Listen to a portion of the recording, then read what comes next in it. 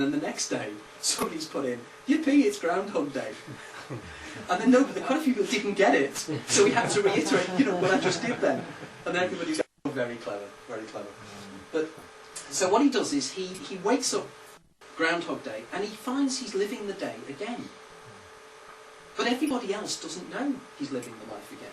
So they just go through the same patterns. He can influence things and he can change things.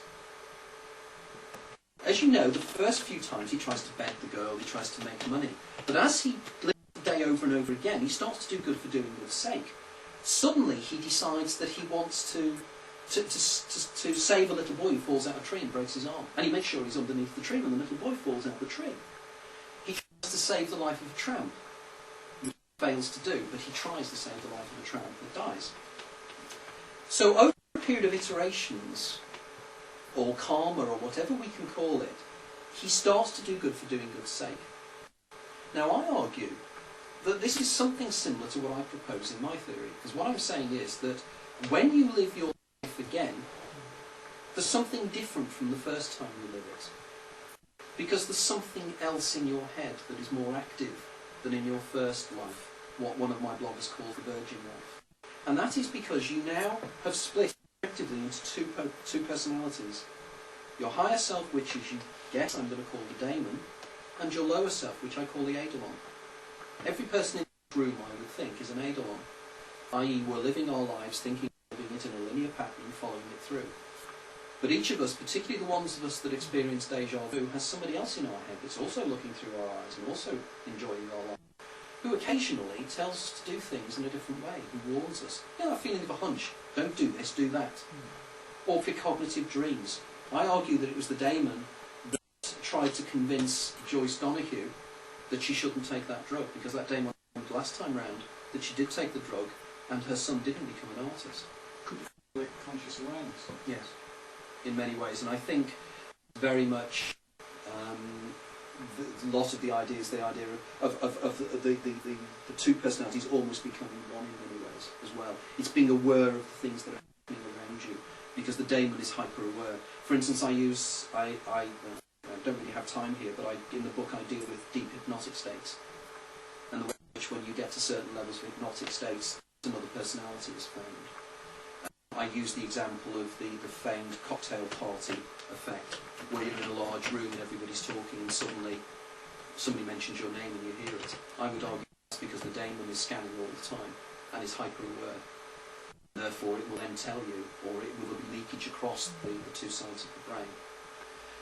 So the issue of how I make that work is my next talk, because in effect you have to take it as granted that although you're living in this three-dimensional recording of your life, you can change it. And that's why I bring in the ideas of Everett's many worlds interpretation of quantum physics, why I bring in Bohr's Copenhagen interpretation and David Bohm's implicate order. So they're all the things that I deal with in there. This idea of going round and round again and again is not unique to me, far from it. It is a very old tradition. I had a Buddhist monk that travelled over from Australia to meet me because he'd read one of my articles I had published in America, which he found in his Buddhist monastery in Western Australia. And he wanted to come over to talk to me about the elements of Buddhism that are in my book. And he pointed out to me something called Kali Chakra, which are life cycles. And he said, no, we believe in reincarnation, but we believe there's also a time that before you have your next incarnation, where you have the chance to see your own life again, in many ways. And a lot of Buddhist friends of mine have said, oh, that is very true. Islam, or Sufis of Islam, have a concept called Barzakh, which Jalaluddin Rumi, the Sufi saint, said is to die before you die.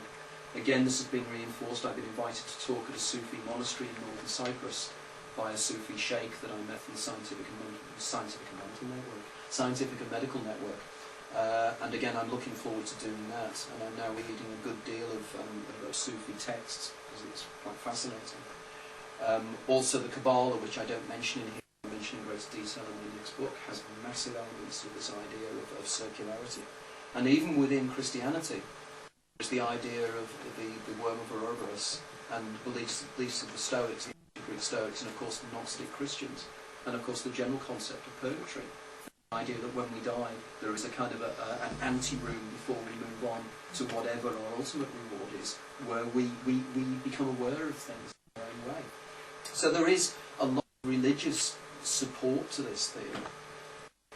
But finally, I'll just quickly move on now to the work of a gentleman by the name of Philip K. Dick. Has anybody heard of Philip K. Dick? I think mentioned in one of your articles. Pardon? Sorry, I remember you writing about it. All right, yes, because Philip K. Dick is a phenomenal guy, or he was a phenomenal guy, in that his science fiction novels are quite different to any other science fiction novels you'll ever read, because they deal with the nature of reality. And indeed, the Wachowski brothers, who did The Matrix, have said that they readily say they were influenced by the writings of Philip K. Dick. You may not have known of him, but you may know of some of his movies, because he wrote Total Recall, he wrote Minority Report, Paycheck, and various other films. But what was interesting was, in March of 1974, he had what he termed his theophany. And what it seemed happened was, he became temporal lobe epileptic. And he suddenly realised he was two people. And he writes the story of what happened in his semi-fictionalised novel, Valis. And what I always say to people is, read my book and then read Valis, if you want to see the reinforcing of the theory with a temporal lobe epileptic who was actually living the things that I propose in my theory. That guy experienced every single thing I mentioned in my book and wrote about it in Valis. What is even more peculiar is his novel, Ubik. Because in Ubik, all the characters in Ubik are living the final moments of their lives in something that he terms half-life, which is exactly what my theory proposes. Now, what is fascinating about this whole thing is that I did a talk in Bolton Library. I don't know if you've ever been to Bolton Library, but they have a theatre at the back, and there was quite a large audience there. And as I got to this stage of this presentation, there was a real rumpus in one part of the audience, and they started chattering away and nudging each other and everything. And when we finished the talk, they came down and they said, "Do you know, this is absolutely staggering."